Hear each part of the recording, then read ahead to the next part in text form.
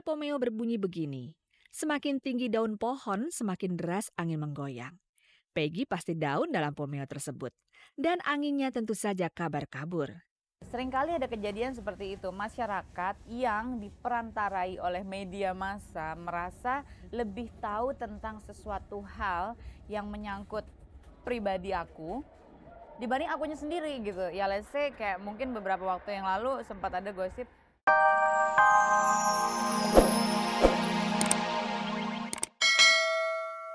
Pemirsa, jalan hidup orang memang tak tertebak.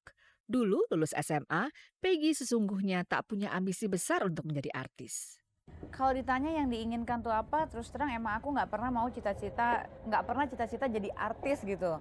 Cita-cita tuh selalu ingin jadi psikolog. Makanya waktu itu emang mati-matian banget UMPTN tuh pengen dapet psikologi gitu. Dan di swastanya adalah salah satu universitas swasta yang aku mau. Tapi keterima tapi bukan di psikologi juga. Kalau tidak diterima di Fakultas Psikologi, lebih baik tidak usah kuliah saja. Itulah Peggy melatih Sukma 8 atau 9 tahun yang lalu. Maka menapaklah ia ke jalan artis. Hal yang aku inginkan sebetulnya adalah jadi psikolog, tapi itu tidak tercapai.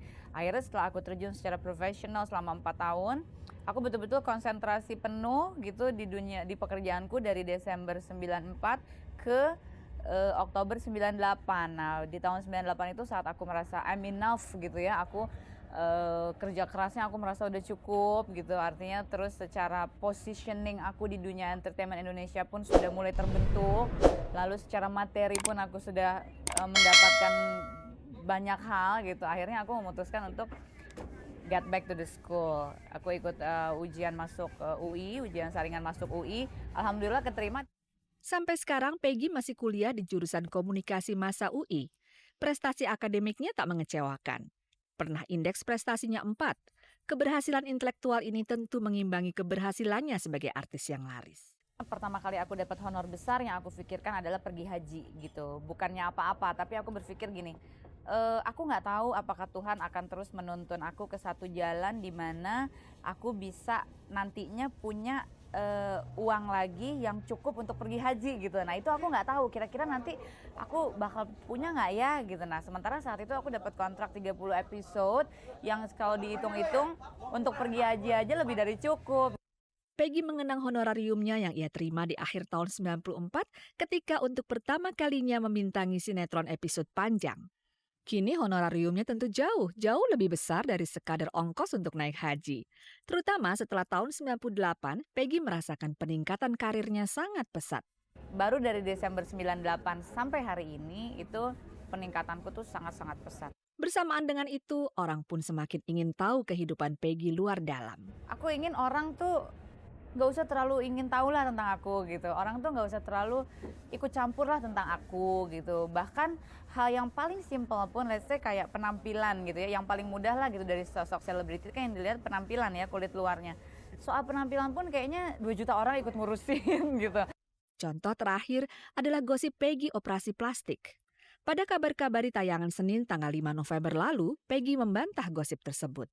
Gini ya, aku tuh berpendapat bahwa setiap manusia tuh punya hak asasi untuk melakukan apa yang dia mau selama dia merasa mampu untuk mempertanggungjawabkan perbuatannya itu baik di dunia maupun di alam nanti yang kita nggak tahu ada di mana.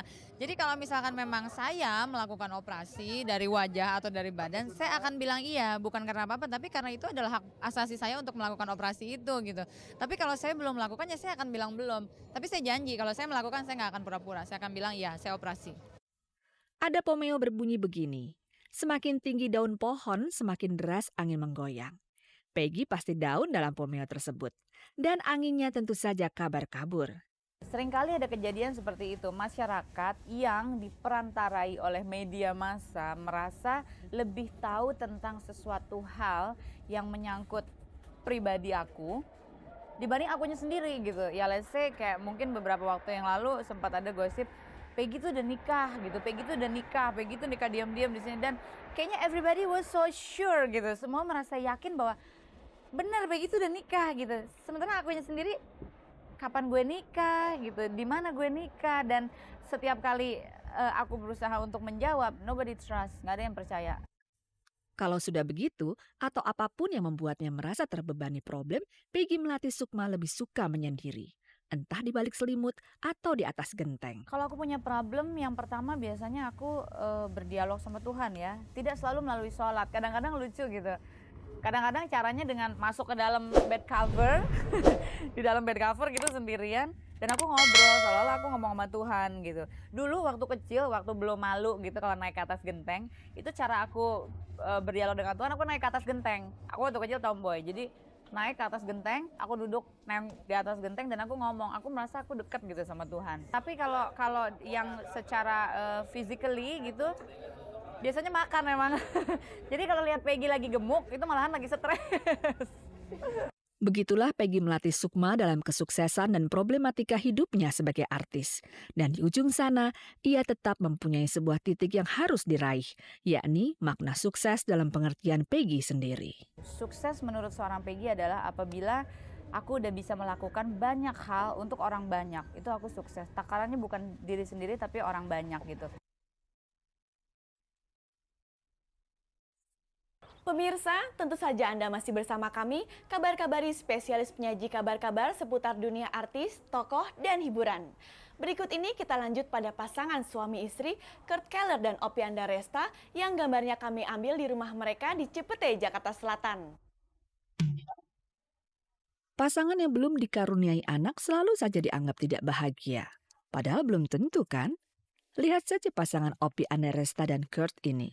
Mereka tampak berbahagia dan asyik-asyik aja. Karena ini pengalaman pertama, pasti kita belajar banyak gitu loh. Itu aja, jadi satu sama lain saling mengerti bahwa ini kita learning ya, kita belajar gitu loh. Cuma selama 1 tahun perkawinan ini, kita ternyata enjoy sekali. Mereka juga tidak berkesan kesepian sebab rumah berlokasi di kawasan Cipete, Jakarta Selatan yang menurut Oppie adalah rumah Papa Kurt ini selalu saja ramai. Para keponakan selalu ada untuk meramaikan rumah itu. Saya sama Kurt suka anak kecil gitu, jadi kita suka ngajak keponakan kita nginep di sini, kita bikin apa, bikin kemah, bikin apa gitu.